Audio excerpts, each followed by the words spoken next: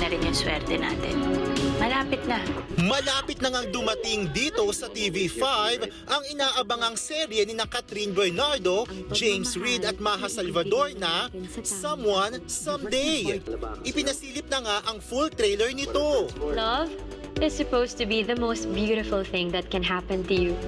Usapang pag-ibig at abante babae. But we created not just an application, but a community of women na nagtutulungan.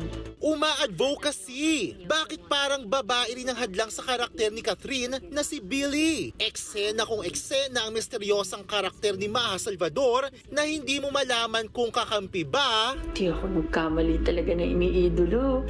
Tutulungan kita sa kahit anong paraan. o kaaway.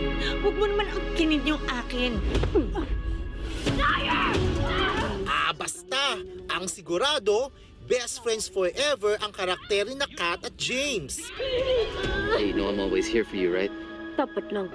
Best friends nga lang ba? Bakit may nagaganap na selusan? Gigil tuloy ang jowa.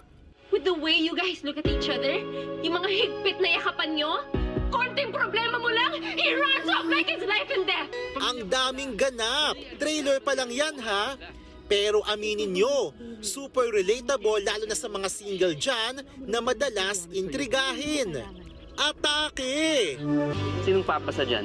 Mr. Perfect ang hanap. It's okay, hindi naman ako nagmamadali eh. Darating din na. Louder, Kath! Louder! Ang pagmamahal ay ibibigay lang natin sa tamang tao. Kwento ito ng pagmamahal, pamilya, pagkakaibigan at career. Directed by Chad V. Vidanes at Dolly Dulu. Mapapanood dito sa Todo Max Primetime ng TV5 ang Someone Someday. Simula na yan sa July 27, 8:45 p.m. pagkatapos ng sigabo ni Coco Martin. At bago ang asikating Prague ni Andrea Brillantes at Enrique Hill.